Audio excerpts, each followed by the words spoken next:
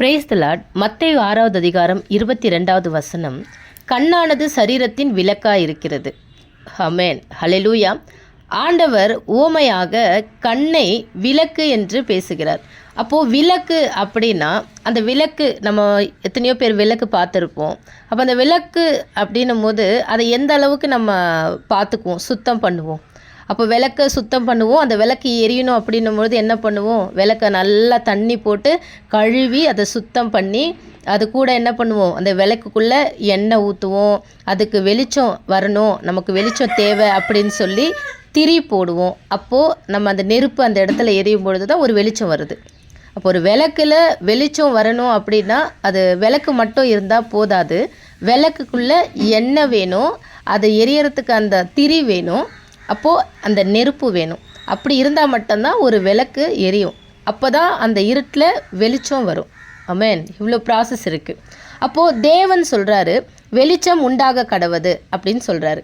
உடனே வெளிச்சம் உண்டாயிற்று. வெளிச்சம் நல்லது என்று தேவன் கண்டார்.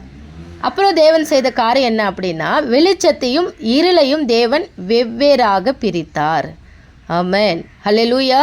வெளிச்சமும் இருளையும் தேவன் வெவ்வேறாக பிரித்தார். நீதிமொழிகள் 6:23 நம்ம வாசித்தோம் அப்படின்னா, கட்டளையே விளக்கு, வேதமே வெளிச்சம்.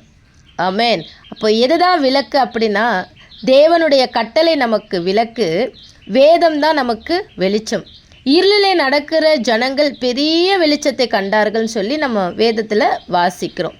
அப்போ பெரிய வெளிச்சம் அப்படின்னா, வார்த்தையான தேவன் மாம்சமாக இந்த பூமிக்கு வந்து நமக்கு போதித்த எல்லா கட்டளைகளும் நம்ம கீழ்ப்படியணும். அது விளக்காக இருக்கிறது.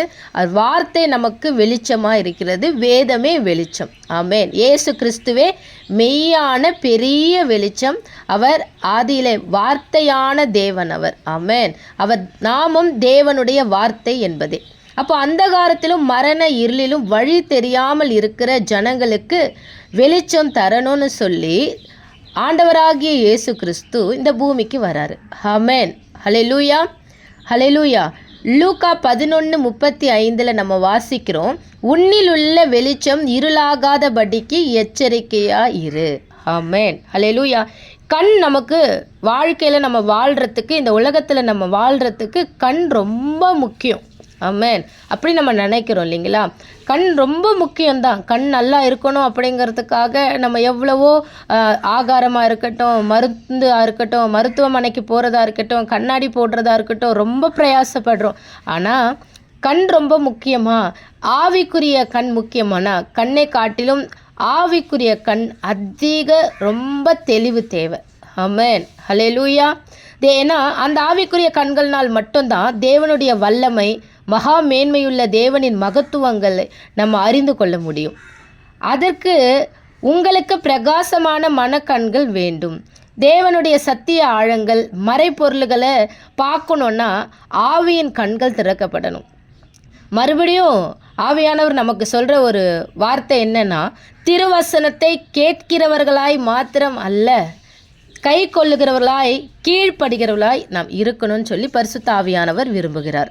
ஆமென், ஹல்லேலூயா. இருளில் தான் வெளிச்சம் பிரகாசிக்கும். இருள் அப்படின்னா வெளிச்சம் இல்லாத இடத்தை இருள் அப்படின்னு சொல்லுவோம். அப்போ வேதமே வெளிச்சம் அப்படின்னா, நம்முடைய வாழ்க்கையில் சிந்தனையில் வசனம் இல்லை அப்படின்னா, நம்முடைய எண்ணத்தில் வசனம் இல்லை, இருதயத்தில் வாழ்க்கையில் வார்த்தை இல்லை அப்படின்னா, வார்த்தையினால் நம்ம நடத்தப்படலை, ஆவியினால் நம்ம நடத்தப்படலை அப்படின்னா இருளில் இருக்கிறோம் அப்படிங்கிறதான அர்த்தம் தான்.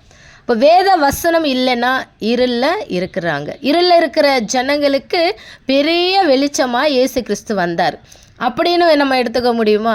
ஏன்னா பரிசேயரும் சதிசேயரும் வேதத்தை வச்சு தான் என்ன பண்ணாங்க, போதித்தார்கள். ஆனால் வெளிச்சம் வந்து இயேசு கிறிஸ்து வந்து என்ன சொன்னாருன்னா, கை கொண்டு போதிக்க வேண்டும். ஆமென். வெளிப்புறத்தை சுத்தமாக, வெளிப்புற வாழ்க்கையில் தன்னை பக்தி உள்ளவர்களாகவும், வெளிப்புற வாழ்க்கையில் வேதத்தை வைத்து கொண்டு அதற்கு கீழ்ப்படுகிற மாதிரி இருந்தாலும், உள்ளான மனிதர்கள் எப்படி இருக்கிறாங்கங்கிறத வெளிச்சம் என்ன பண்ணிட்டார் அப்படின்னா, வெளிப்படையாய் எல்லாவற்றையும் போதித்தார். ஆமென், ஹல்லேலூயா, ஹல்லேலூயா. அப்போ வசனத்தை வாசிக்கிறது மாத்திரமல்ல, வசனத்தை கேட்கிறவர்களாய் மாத்திரமல்ல, வசனத்துக்கு கீழ்ப்படிந்து கை கொள்ளுகிறவர்களாய் இருக்கிறவர்கள் மட்டுமே வெளிச்சத்தின் பிள்ளைகள். ஆமென், ஹல்லேலூயா. அறியாமை என்பது இருள். அறியாமை அப்படின்றது இருள். அப்போ வேத வார்த்தையின் உவமைகள் என் ஆண்டவர் என்ன சொல்லியிருக்கிறார், நான் எப்படி கீழ்ப்படியணும் அப்படிங்கிற அந்த அறியாமை இருந்தால் அது இருள். அந்தகார கிரியைகள் இருந்தால், மாம்சத்தின் கிரியைகள் வெளியரங்கமாக இருக்கின்றன அப்படின்னு சொல்லி வேதத்தில் எழுதி வைத்திருக்கிற அந்த கிரியைகள் இருந்தால் இருளில் இருக்கிறோம், இருளின் ஆதிக்கத்துக்குள்ளே இருக்கிறோம். ஹல்லேலூயா. சத்திய வசனத்தில் தெளிவு இருக்கணும். ஹல்லேலூயா. எப்படிப்பட்ட போதகத்தில் நான் இருக்கிறேன். ஆமென், ஹல்லேலூயா. என் வாழ்க்கையில் ஒரு புது மறுரூபம், புதிய ஆவி ஒவ்வொரு நாளும் என் வாழ்க்கையில் எல்லா மாம்சங்களும், எல்லா மாம்ச சிந்தைகளும், மாம்ச எண்ணங்களும், மாம்ச கிரியைகளும் என்னை விட்டு நீங்குதா அப்படிங்கிறத ஒவ்வொரு நாளும் நாம் சோதித்து அறிய வேண்டும். அதற்குத்தான் வெளிச்சம். ஹல்லேலூயா. தெளிந்த புத்தி எனக்குள்ளே இருக்கா, நம்மை நாமே சோதித்து அறியணும். அப்போது இச்சையோடு பார்த்தாலே விபச்சாரம் அப்படின்னு வாசிக்கும் பொழுது இது ஆண் பெண் சரீர உறவை மாத்திரம் குறிப்பது அல்ல. யாக்கோபு 4வது அதிகாரம் 4ஆம் வசனத்தில் வாசித்தோம் அப்படின்னா, உலக சிநேகமே தேவனுக்கு விரோதமான ஒரு பகை, அருவருப்பு. ஹல்லேலூயா.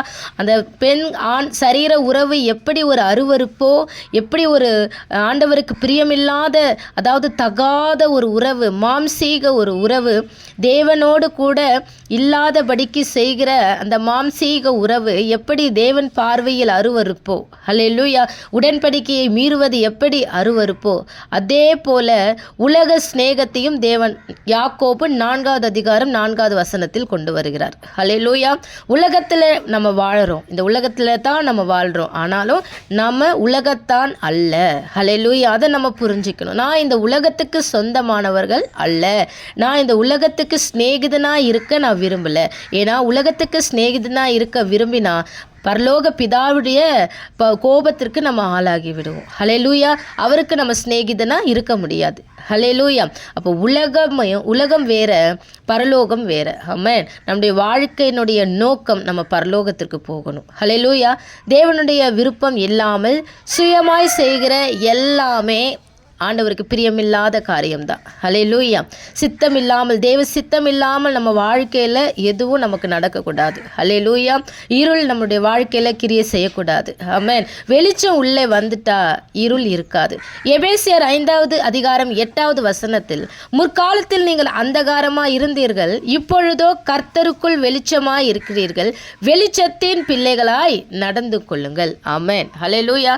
நம்முடைய வாழ்க்கையில் நம்ம வாழ்கிற வாழ்க்கை, நம்ம நடக்கிறதா வெளிச்சத்தின் பிள்ளையா இல்லை இருளினுடைய பிள்ளையா, இருளின் ஆதிக்கத்தில் நம்ம இருக்கிறோமா அப்படிங்கிறது முதலாவது மற்றவர்களை பார்க்கிறதற்கு முன்பாக நம்மை நாமே நிதானித்து சோதித்து அறிய வேண்டும். ஆமென்.